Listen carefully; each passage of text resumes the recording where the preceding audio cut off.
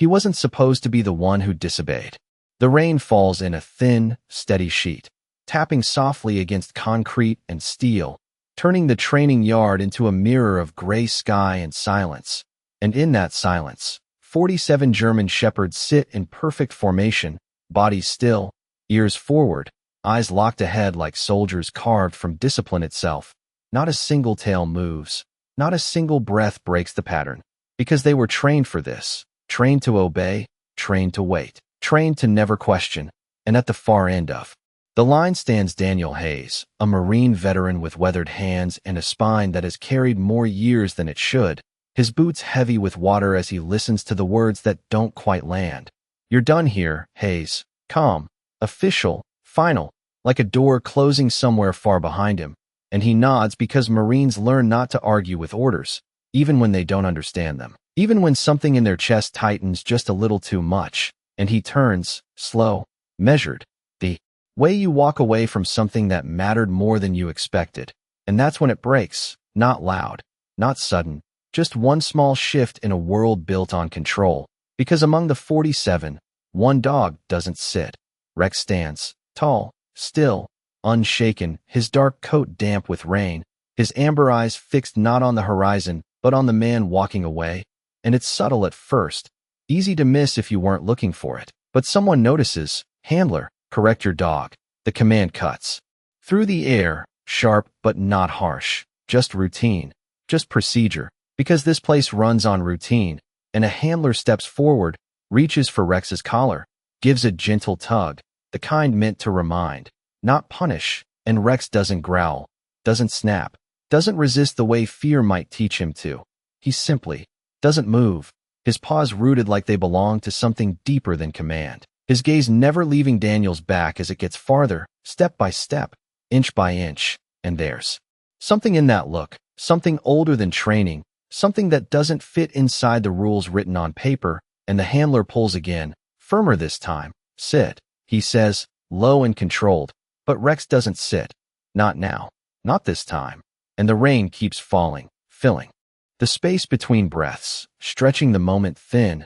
And Daniel slows, just slightly, not turning yet, but feeling it, that quiet shift behind him, the kind you don't hear but somehow know.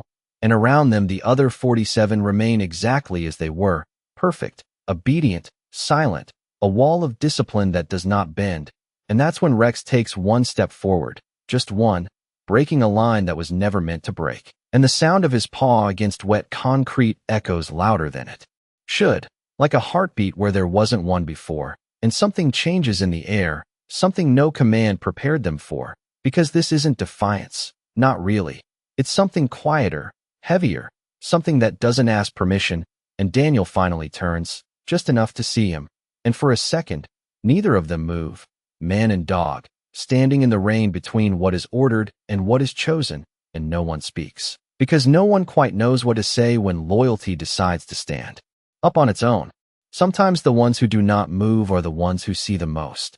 The rain begins to thin, turning from a steady fall into a soft mist that clings to fur and fabric. And in that quiet shift, time seems to stretch, like the world itself is waiting for someone to decide what matters more, the order or the moment.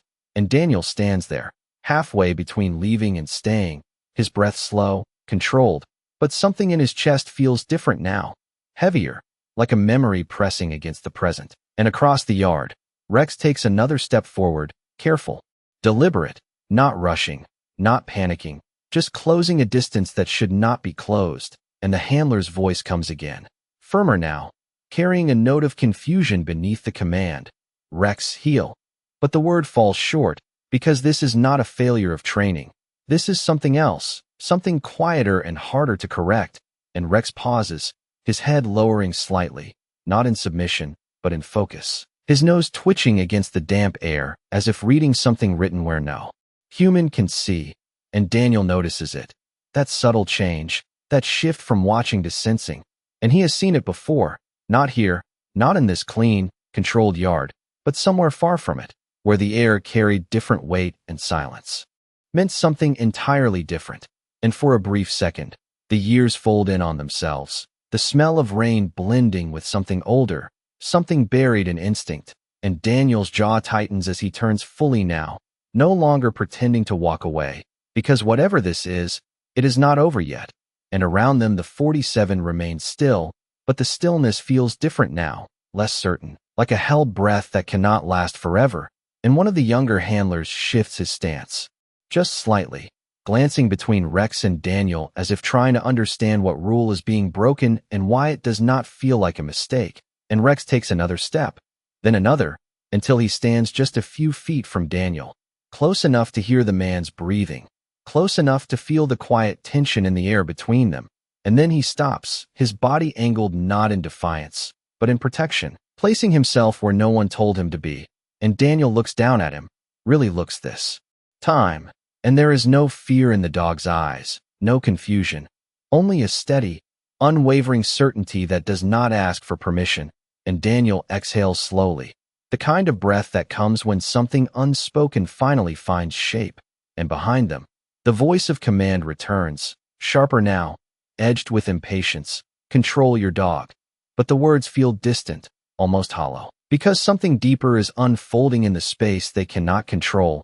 And Rex's ears flick once, catching a sound no one else reacts to, faint, almost nothing, carried through the damp air like a whisper that refuses to be ignored. And his posture shifts again, subtle but undeniable, from standing to alert, from presence to purpose. And Daniel feels it before he understands it, that quiet signal, that same unspoken warning that has nothing to do with disobedience and everything to do with trust. And for the first time since the order was given, he does not feel like a man being dismissed, he feels like a man being told something important, something only one voice in that entire yard is willing to say.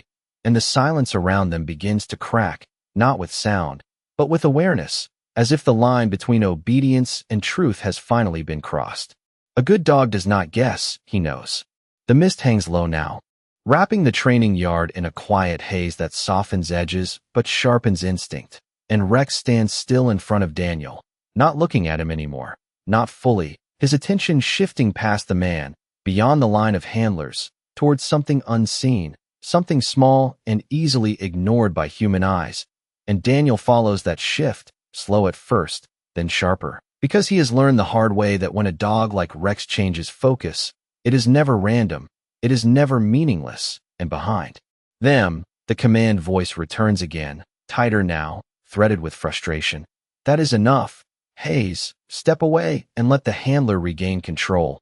But Daniel does not move, not yet, because something in the air feels off, not dangerous in a way that shouts, but wrong in a way that whispers. And Rex lowers his head slightly, drawing in a long, careful breath, his nose working against the damp air, reading it the way others read a map. And then he shifts again, one step to the left, placing himself between Daniel and a stack of training equipment crates sitting near the edge of the yard. Crates that have been there all morning, untouched, unnoticed, ordinary. And yet now they feel different, heavier somehow, like they carry a weight no one accounted for. And Daniel's eyes narrow as he studies them, his mind reaching for something it cannot quite name, while Rex's body grows still again, not relaxed, not tense, but ready, as if waiting for confirmation only he can sense. And one of the handlers glances over, following the dog's line of sight, frowning slightly. What is he doing? He mutters, more to himself than anyone else. And another dog in the formation flicks an ear, just once, a tiny break in the perfect stillness that had defined them moments ago. And that is when Daniel feels it fully, that old, familiar pull in his chest, the kind that does not come from fear, but from awareness, the kind that says pay attention. And he takes a slow step forward, not toward the exit he was given, but toward Rex, toward the place the dog refuses to ignore. And the gravel shifts under his boot, a small sound. But in this silence it feels louder than it should. And Rex does not look back, does not seek approval. He simply trusts that Daniel will understand. And for the first time since the order was given, Daniel is not thinking about leaving. He is thinking about why he was told to. Why now? Why like this? And the questions begin to form, quiet but insistent, while Rex inches closer to the crates, his movements measured, respectful, as if approaching something fragile rather than threatening. And the handler steps forward again, reaching out, this time more urgent. Rex, return to position. But the command hangs in the air, unanswered, not because it is defied, but because it no longer matters. And Daniel raises a hand slightly, not in authority, but in pause, a silent request for a moment. Just one moment more, and something in his posture makes the others hesitate. Just enough, just long enough. And Rex stops at the edge of the crates, his nose hovering inches from the surface, then shifting along the seam, searching, tracing, until he finds it, whatever it is, and he freezes, completely still, as if the world itself has narrowed to that single point. And Daniel steps up beside him, close enough now to feel the quiet intensity radiating from the dog, and he kneels slowly, his hand hovering near Rex's shoulder, not touching yet, just present, just there. And for a brief second, everything else fades, the orders, the formation, the rain, all of it dissolves into this one shared focus. And Daniel leans in slightly, his breath steady, his eyes scanning the crate, searching for what Rex already knows is there. And behind them, the silence is no longer perfect. It is waiting, fragile, on the edge of breaking, as if the truth is about to step forward whether anyone is ready or not. Truth does not shout. It waits for someone to listen. The mist clings closer now, wrapping the crates in a quiet veil that makes them seem almost ordinary again. But Daniel does not step back.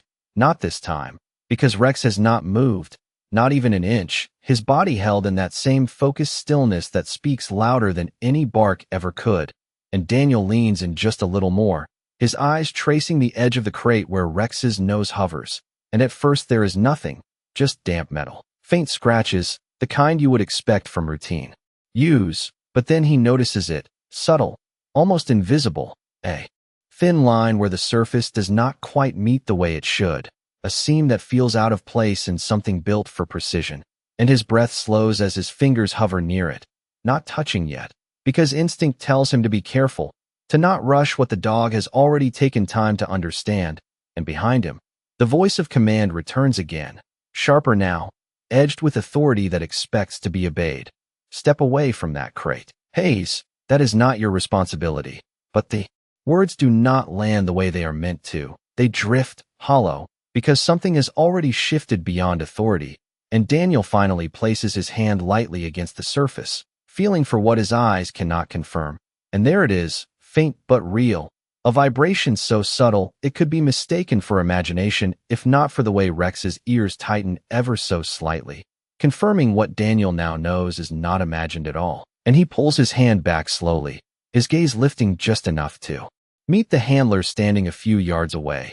And for the first time there is something in his eyes that is not confusion, not defiance, but clarity. And it changes the way the air feels between them, because clarity has a weight that commands cannot easily override. And Rex shifts then, just a fraction, stepping back half a pace as if giving Daniel space to act, not because he is done, but because he trusts the man to understand what comes next. And Daniel rises slowly, water dripping from the edge of his jacket, his posture no longer that of someone leaving, but of someone standing where he is meant to be. And the silence behind him begins to fracture, not loudly, but in small, uncertain ways, a paw adjusting here, a head turning there, as if the other dogs are sensing that something has changed even if they do not yet know what it is. And one of the handlers steps forward, cautious now, his voice lower, less certain. What do you think it is? And Daniel does not answer immediately, because he is not guessing. He is remembering, recalling the countless times when a dog like Rex had done exactly this, stopped, refused, insisted without words, and every time it meant the same thing, something unseen, something important, something that could not be ignored.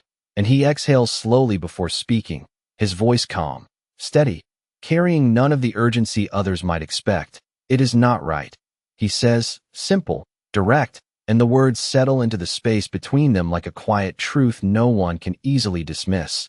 And for a moment no one moves, not because they are told to stay, but because they are choosing to wait. And that choice changes everything, because it is no longer about obedience, it is about understanding. And Rex stands beside Daniel again, close, unwavering, his presence not loud, not demanding, just certain. And in that certainty there is something almost sacred, something that feels less like defiance and more like protection, not just of the man beside him, but of everyone standing in that yard. And Daniel glances down at him for a brief second, just long enough to acknowledge what has passed between them without words, and then he looks back at the crate, at the thin seam, at the quiet vibration that should not be there, and he knows, without needing to say it out loud, that this moment was never about a man being told to leave. It was about whether anyone would listen when the smallest voice chose not to stay silent. The moment you choose to listen, everything changes. The yard does not move, but it no longer feels still, the air carrying a tension that hums just beneath the surface, subtle yet undeniable, like a quiet signal waiting to be understood, and Daniel stands beside the crate with that same steady calm that only comes when instinct and experience finally align, his eyes fixed on the seam, his mind no longer questioning but confirming, because he has seen this before in places far from clean training grounds, places where small details meant everything, where the difference between ignoring and noticing could not be undone, and Rex remains at his side, silent, unwavering, his body no longer searching but settled, as if he has already said everything he needs to say. And now it is up to the human to decide what to do with it. And behind them the handlers exchange glances, uncertain, their training telling them one thing, the moment telling them another, and it is that gap, that space between protocol and perception, where truth begins to rise, and one of the senior officers steps forward at last, his boots cutting through the damp gravel with measured authority. But even he slows as he approaches, because something about the scene resists interruption, not with force, but with quiet gravity, and he looks from Daniel to the crate, then down at Rex, whose eyes do not shift, do not yield, and there is a brief pause, a small hesitation that speaks louder than any command, and Daniel turns slightly toward him, not defensive, not confrontational, just present, just certain, and when he speaks his voice carries that same calm weight. Sir, something is off. No urgency, no dramatics, just truth.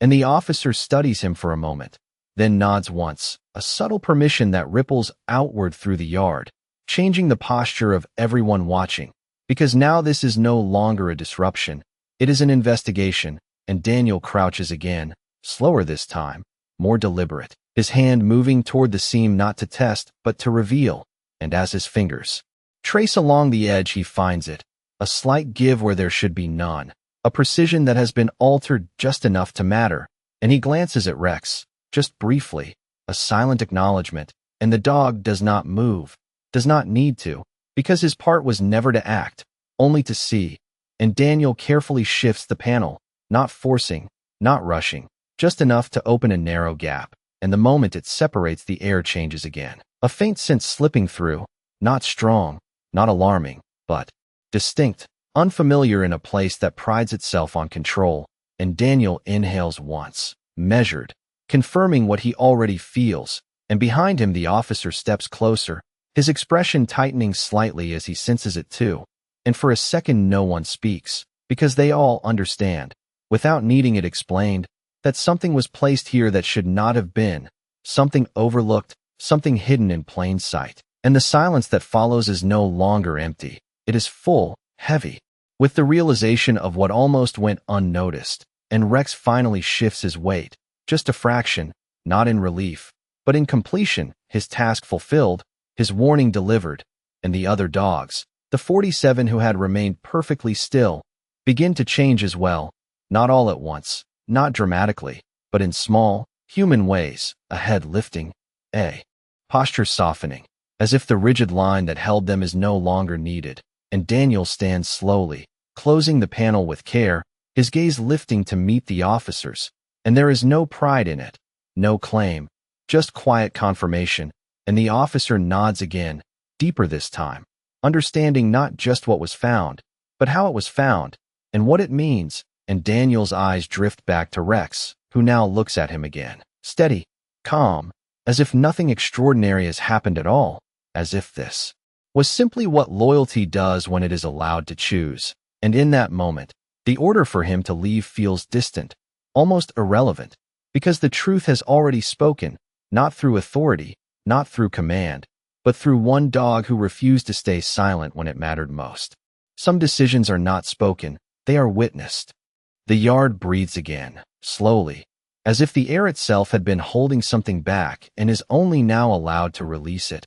And the mist begins to lift just enough for shapes to feel sharper, clearer, more real, and Daniel stands where he was told not to stand, not out of defiance, but because leaving no longer makes sense, not after what has been seen, not after what has been revealed in silence rather than command. And the officer steps back from the crate, his posture no longer rigid but thoughtful, his gaze moving from the sealed edge to the dog who found it. And there is something unspoken in that look, something close to respect, though no one names it. Because in places like this, respect is not announced, it is understood, and Rex remains beside Daniel, his breathing steady, his stance relaxed now, the intensity gone but the presence still there, grounded, quiet, complete, as if the storm inside him has already passed and left only calm behind. And one by one, the other dogs begin to shift, not breaking formation entirely, but loosening, the perfect symmetry dissolving into something more natural, something more alive, and the handlers notice it, exchanging glances that carry more questions than answers, because what just happened does not fit into the structure they were trained to follow. It sits outside of it, asking something deeper than obedience, and Daniel lowers his gaze to Rex, his hand finally resting against the dog's neck, fingers pressing gently into damp fur. And it is a simple gesture, small, almost invisible, but it carries weight, acknowledgement, gratitude, something that does not need words to be understood, and Rex leans into it just slightly, not seeking approval, but accepting connection, and for a moment the world narrows again to just the two of them, man and dog, standing between what was expected and what was chosen. And the officer clears his throat softly, not to interrupt, but to ground the moment back into reality. "We will have this examined properly," he says, his voice steady, measured, but no longer distant.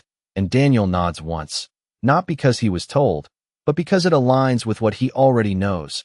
And there is a pause after that, a quiet space where no one gives new orders, no one rushes to restore control, because something has already shifted beyond control. And one of the younger handlers steps closer, his voice low, almost hesitant. "He should have sat," he says, more to himself than anyone else. And Daniel glances at him briefly, his expression calm, not correcting, not arguing, just understanding. And he answers in the same quiet tone, "He chose not to."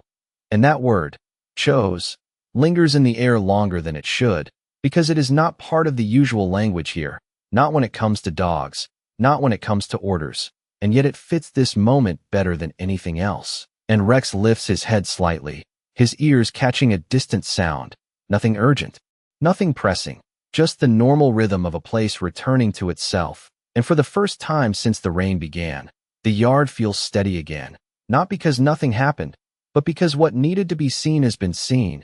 And Daniel straightens, his shoulders easing, not with relief, but with clarity, and he looks once more at the crate, at the line that should not have been there, and then back at Rex, who now stands as he always has, quiet, watchful, ready, and the silence that follows is no longer heavy, no longer uncertain.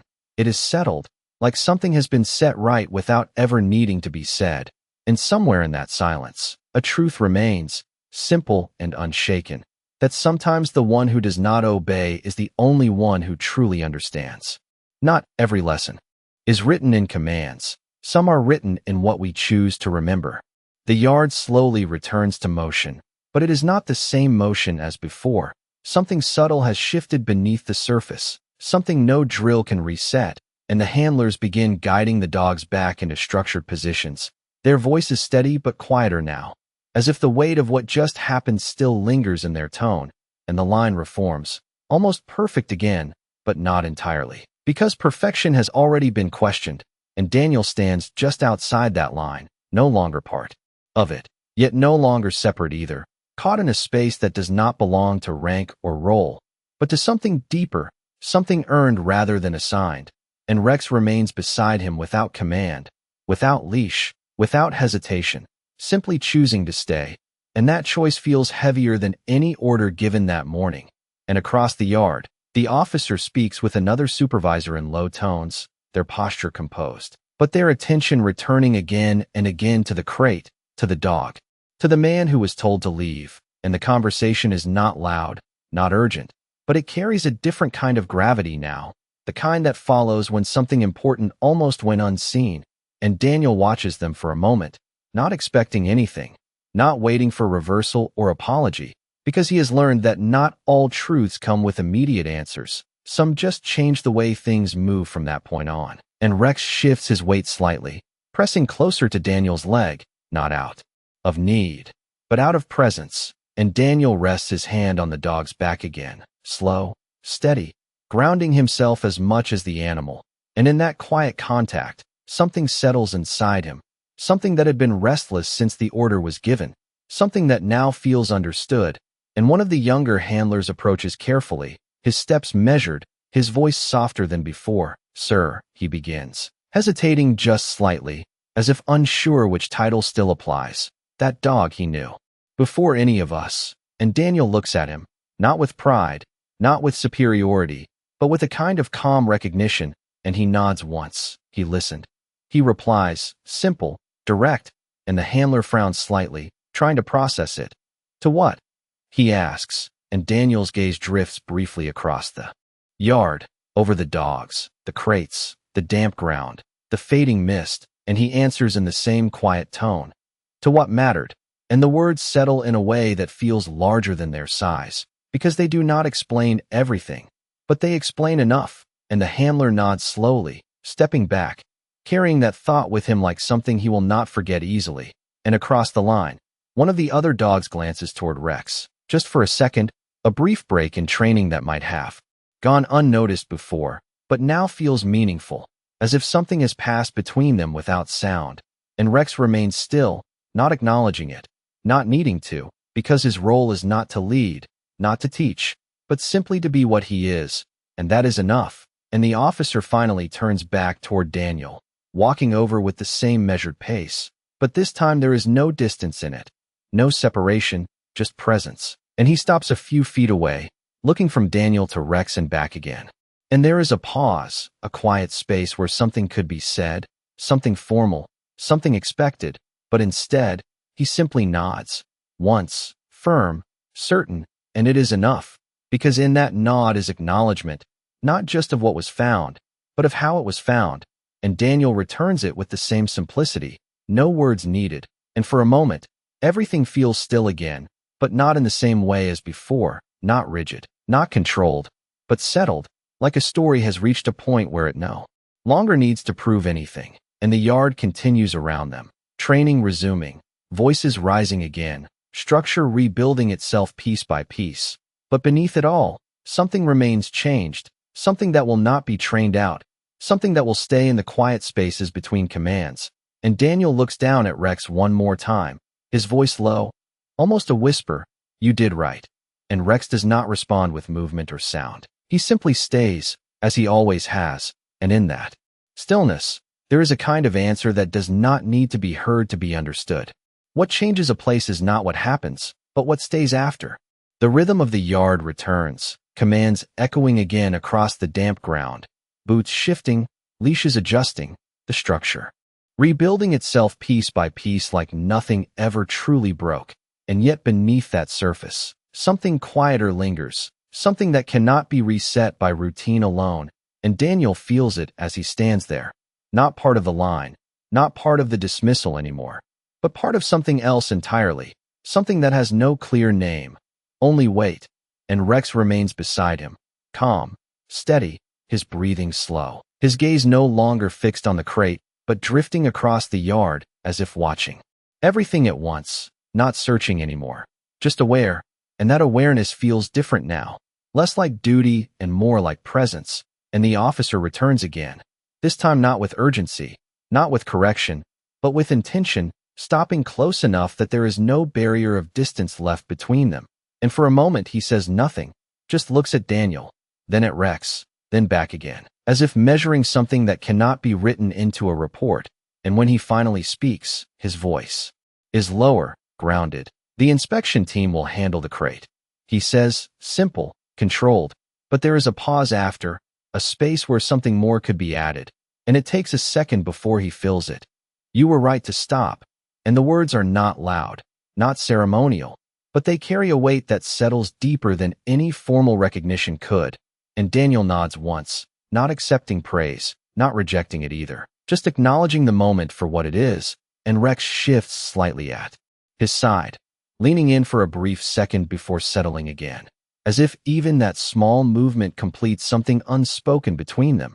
And across the yard, the dogs are back in motion, drills resuming, commands flowing, but the line is no longer perfect in the same way.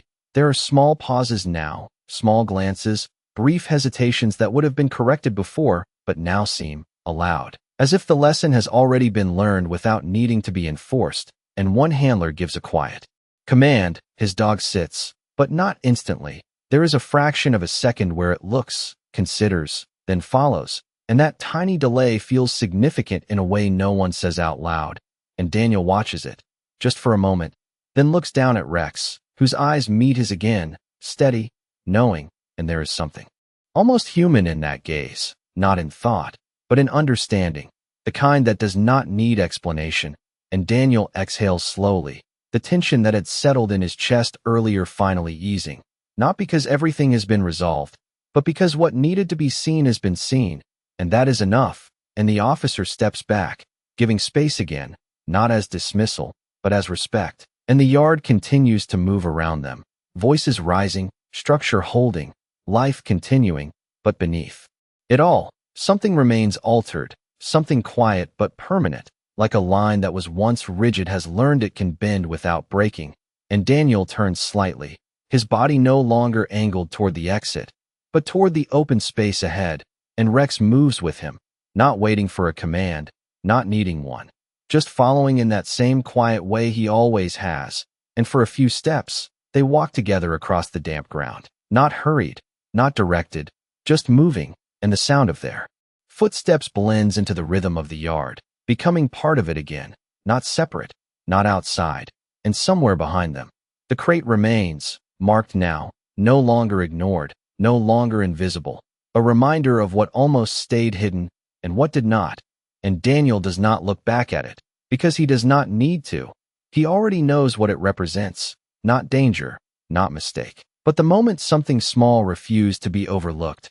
And as they reach the edge of the yard, where the mist thins and the light begins to break through, Daniel slows, just slightly, and rests his hand once more against Rex's neck, a quiet gesture, grounding, grateful, and Rex leans into it for a brief second before lifting his head again, eyes forward, calm, ready.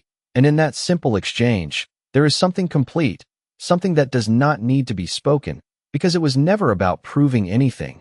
It was about choosing to see, and choosing not to turn away, even when everything else stayed still. Some stories do not end with applause, they end with understanding. The light begins to break through the thinning mist, soft and pale at first, then warmer, touching the edges of the training yard with a quiet kind of grace.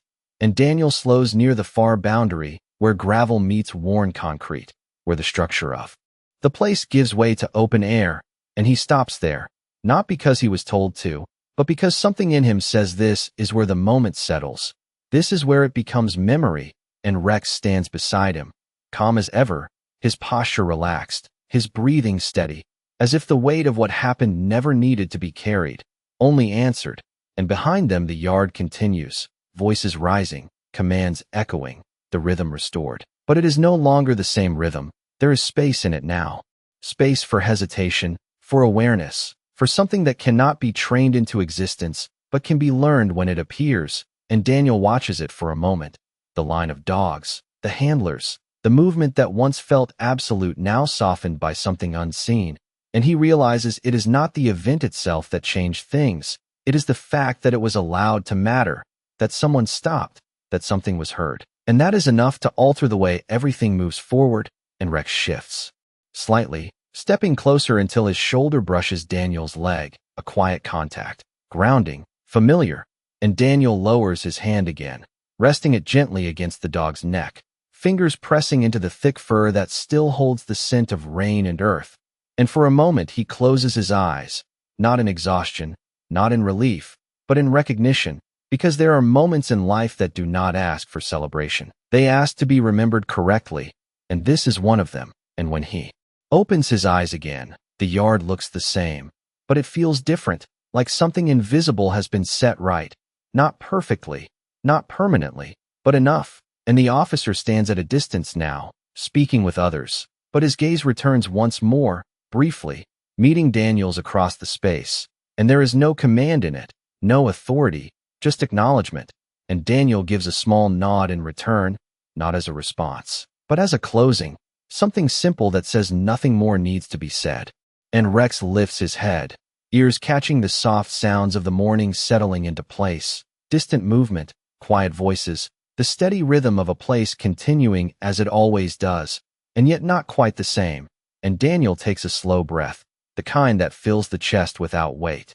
And he turns slightly, not toward an order, not toward an exit, but toward whatever comes next, and Rex moves with him, as he always has, not because he was told to, not because he must, but because he chooses to, and they walk together, unhurried, their footsteps soft against the damp ground, blending into the sound of everything else, becoming part of the world again, not separate, not defined by what just happened, but shaped by it. And as they move away, the space they leave behind does not close the same way it would have before. It holds something now, something quiet and lasting, a reminder that among all the voices that stayed silent, one chose not to, and in that choice, something greater than obedience was revealed, something that does not fade with time or distance, something that remains in the spaces between commands, in the pauses between steps, in the quiet understanding that sometimes the smallest act of refusal is not rebellion, but truth finding its way to the surface. And as the light grows stronger and the mist disappears completely, the yard stands as it always has, structured, disciplined, unchanged to the eye. But somewhere within it, something unseen continues to live, a quiet shift, a silent lesson, carried forward not by orders, but by memory, and by a bond that did not need permission to do what was right.